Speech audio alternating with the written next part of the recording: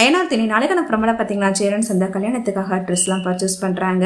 அடுத்து வானதிக்கும் நிலாவுக்கும் சேர்த்து புடவை எடுக்கிறாங்க. வீட்டுக்கு வந்ததுமே புடவை கலெக்ஷன்ஸ் எல்லாத்தையும் பார்த்துட்டு எல்லாருமே நல்லா இருக்குன்னு சொல்கிறாங்க. அப்போ வானதி வீட்டுக்கு வந்திருக்காங்க. பாண்டி வானதி கிட்ட உனக்கும் சேர்த்து ட்ரெஸ் எடுத்துருக்காங்கன்னு சொல்லிட்டு அந்த புடவையை கொடுக்குறாங்க. வானதி அவங்க புடவையை பார்த்துட்டு பயங்கரமாக சந்தோஷப்படுறாங்க. அடுத்து நிலாவுடைய புடவையை பார்த்துட்டு பாண்டியன் கிட்ட சொல்கிறாங்க, இந்த புடவையோட உங்கள் அன்னைக்கு எடுத்த புடவை இன்னும் சூப்பராக இருக்குல்ல, எனக்கு அவ்வளோ நல்ல புடவை எடுத்திருக்கீங்க, எனக்கு அதோட கம்மியாக தானே எடுத்திருக்கீங்க அப்படின்னு சொல்லிட்டு கோவப்படுறாங்க. பாண்டி எல்லாமே ஒரே படம் தான், ஏன் வானதி இது மாதிரிலாம் நினைக்கிறேன்னு சொல்லிட்டு வானதியை சமாதானப்படுத்துறாங்க. சோழன் கிட்ட எப்படா இவ்வளவு பேத்துக்கு ட்ரெஸ் வாங்கியிருக்கு, இதுக்கெல்லாம் எப்படி செலவு பண்ண, உனக்கு எப்படி பணத்தை ரெடி பண்ண அப்படின்னு சொல்லிட்டு கேட்கறாங்க. சோழனும் நான் 1 லட்ச ரூபாய் கடை வாங்கினா அதை வச்சுதான் இது எல்லாத்தையும் சமாளிச்சேன் அப்படின்னு சொல்றாங்க. ஒரு பக்கம் பாண்டியன் அவங்க சார்பில் 1 லட்ச ரூபாய் வந்து கொடுக்குறாங்க. எனக்காக இதுக்கடா நீங்களா கடை வாங்கி கஷ்டப்படுறீங்கன்னு சொல்லிட்டு சேரன் ஒரு பக்கம் அதை நினைச்சு ரொம்பவே ஃபீல் பண்றாங்க. அடுத்த நாள் கல்யாணத்துக்கான எல்லா ஏற்பாடுமே நடந்துகிட்டு இருக்கு. ஒரு பக்கம் சேரன் நிலா கிட்ட எனக்கும் சந்தாவுக்கும் கல்யாணம் முடிஞ்சதும் நீ இந்த வீடு விட்டு போயிட மாட்டேலப்பான்னு சொல்லிட்டு நிலா கிட்ட கேட்கறாங்க. என்னுடைய குடும்பமே இதானா, நான் எப்படின்னா அவங்க எல்லாரையும் விட்டுட்டு போவேன், வீட்டை விட்டு நான் போகணும்னு நினைச்சு கூட பார்க்கல, நான் எப்படி நான் சோழனை விட்டு பிரிஞ்சு போக முடியும் அப்படின்னு சொல்றாங்க. இது சோழன் கேட்டு பயங்கரமா சந்தோஷப்படுறாங்க. நிலா மனசுல நம்ம இருக்கோம்னு சொல்லிட்டு முடிவு பண்றாங்க. பாண்டியன் பல்லவன் எல்லாருக்கிட்டையும் நிலா இந்த வீடு விட்டு போக மாட்டாங்க, நிலா என்ன அவன் புருஷனா ஏத்துக்க ஆரம்பிச்சிட்டான்னு சொல்லிட்டு சொல்லி சந்தோஷப்படுறாங்க.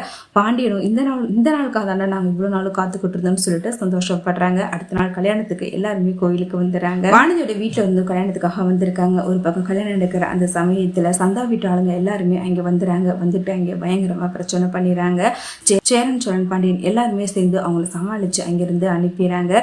அடுத்து சேரன் ரொம்பவே சந்தோஷமா சந்தாவுடைய கழுத்துல தாலி கட்டுறாங்க. சந்தாவை தன்னுடைய வீட்டுக்கும் கூட்டிட்டு வந்துடுறாங்க. நடேசன் அவங்க 2 பேரையும் மனக்குளத்தை பார்த்துட்டு ரொம்பவே சந்தோஷப்படுறாங்க. இந்த நாளுக்காக தான் இவ்வளவு நாளும் காத்துக்கிட்டு இருந்தேன், சேரனுக்கு ஒரு நல்ல பொண்ணு அமைஞ்சிடாதா, அவனுடைய கல்யாணம் நடந்துடாதான்னு சொல்லிட்டு ஒவ்வொரு நாளும் நான் உண்மையிலேயே ஏங்கிக்கிட்டு இருந்தேம்மா அப்படின்னு சொல்லிட்டு நிலாக்கு நன்றி சொல்றாங்க. நீ இந்த வீட்டுக்கு வந்ததுக்கு அப்புறம் தான்மா இந்த வீட்டுல இவ்வளவு சந்தோஷமான விஷயம்லாம் நடந்திருக்கு அப்படின்னு சொல்றாங்க.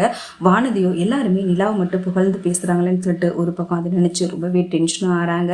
அடுத்து வானதி பாண்டியன் கிட்ட இப்ப சேரனனாக்கு கல்யாணம் ஆயிடுச்சு, இதுக்கப்புறம் நம்ம விஷயத்துல எந்த தடங்களும் இல்லை பாண்டி, நமக்கும் அடுத்த முகூர்த்தத்திலே கல்யாணம் பண்ணிக்கலாம், தயவு செய்து எங்க வீட்டுல வந்து பொண்ணிக்கல அப்படின்னு சொல்றாங்க. ஆனா பாண்டியோ ஏன் வானதி அவசரப்படுற, கொஞ்ச நாள் வெயிட் பண்ணி இப்ப நம்மளும் கல்யாணம் பண்ணிட்டு வந்தா இந்த வீட்டுல தங்குறது கூட இடம் கிடையாது, ஃபர்ஸ்ட் இது எல்லாத்தையும் ரெடி பண்ணிட்டு அதுக்கப்புறமா நம்ம கல்யாணத்தை பத்தி யோசிக்கலாம் அப்படின்னு சொல்றாங்க.